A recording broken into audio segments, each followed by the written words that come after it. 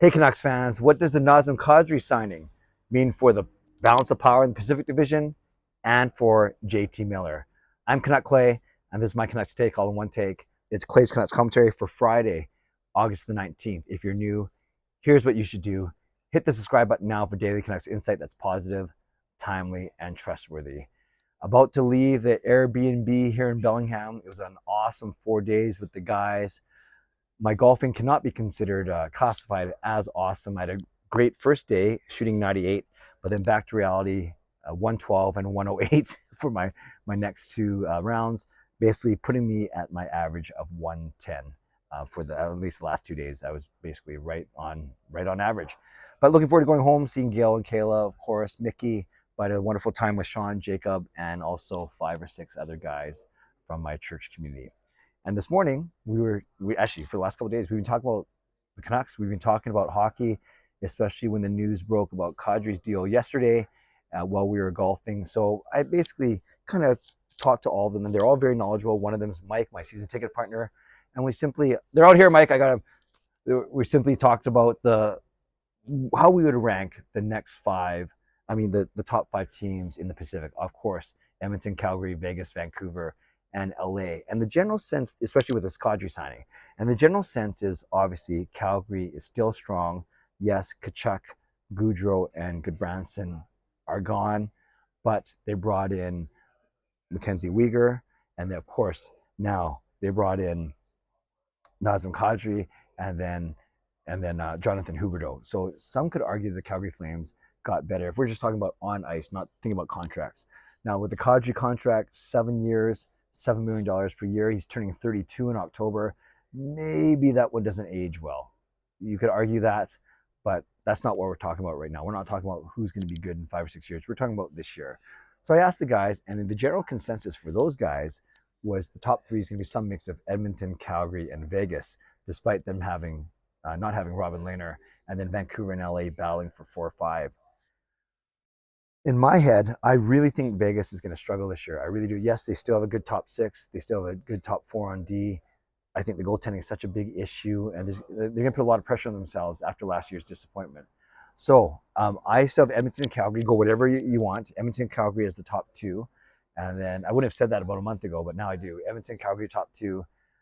I really think Vancouver has a chance to finish 3rd with Vegas and LA battling for 4th. Now, this might be my positivity, my optimism coming out, but I was looking at the lineup once again, talking to the guys, and yes, the Canucks are probably as deep at forward as they have been since maybe the last 7 or 8 years for sure. And then a lot of questions around their defense, of course, as we know, and then fine and goal with Demko and Martin. So the collective, I think, from the guys was Calgary, Edmonton, Vegas in that order, then Vancouver and LA coin flip. I'll go Edmonton and Calgary, Calgary and Edmonton, and then Vancouver at 3, and then a coin flip between Vegas and LA for 4. But let me know. Let me know if I'm being too optimistic. Let me know if I'm being too idealistic or whatever the word you want to. But I'm feeling good. I'm looking good. I'm really excited to see what happens with the Vancouver Canucks.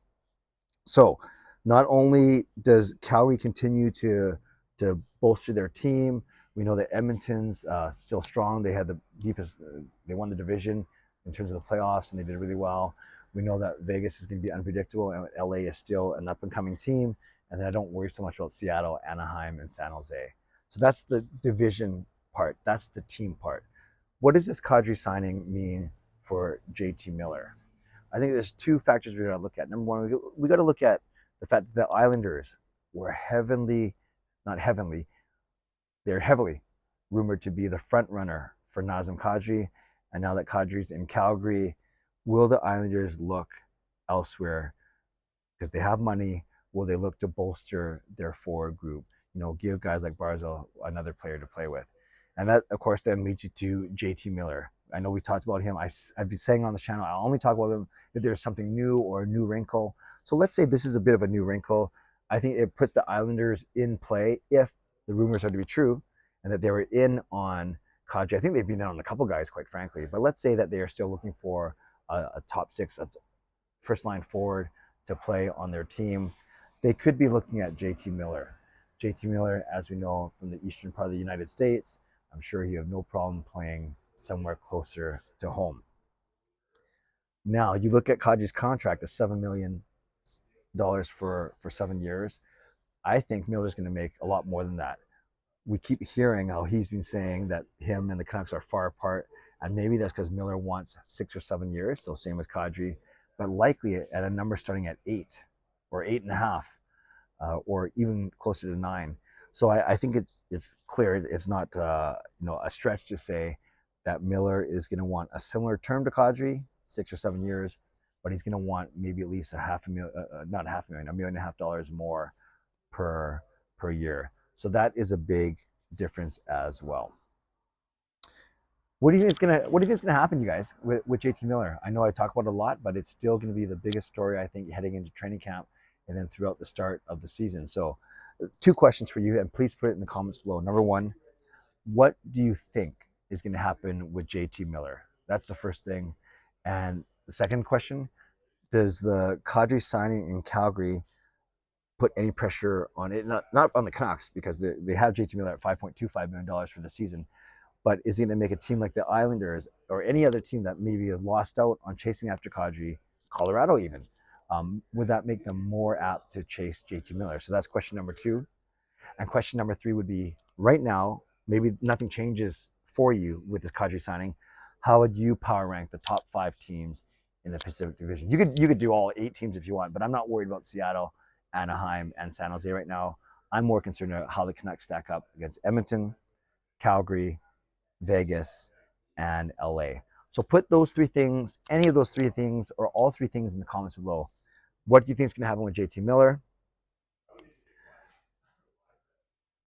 But I guess it's only 2 things. No, yeah, 3 things. What's going to happen with JT Miller? And related to that, do you think one of the teams like the Islanders or Avalanche are going to go after him now more aggressively? And number 3, what's your new power ranking of the 5 top teams in the Pacific Division? And of course, I'm mostly interested in where you think Vancouver is going to fall into those top 5 teams. All right, let's do that in the comments below. I would love it if let's thank our sponsors, Perform and Transform, Personal Training, Weight Loss, and Van City Experts Real Estate Group. And thank you to legendary Lucas Gates, legendary Justin Credible, legendary Andrew Chang, all Hall of Fame members and all franchise members as well. I appreciate all of you. If you want to become a member of the CCC Crew, press the join button underneath this during my videos or the memberships tab on my YouTube channel. I've had a pretty busy summer. Looking forward to coming home, getting more regular with my content, including member content, and it'll all start this weekend. So once again, thanks for your support. As always, stay safe. Subscribe if you'd like to. Like this video if you'd like to. Leave a tip, a super thanks if you'd like to. Become a member or upgrade if you'd like to. And definitely leave a comment down below if you'd like to. If you made it this far, 8 minutes into this vlog, why don't we, it's Friday, I'm coming home. Let's stay on the golf theme because I am coming home. I asked you to say birdie on Wednesday. I think you could safely say bogey, B-O-G-E-Y. If you type in the word bogey, then I know that you feel me, you feel my pain, and you made it to the end of this video. Okay, friends, stay safe, stay healthy, take care of yourselves, and take care of each other. Have a great day. God bless, and go Canucks go.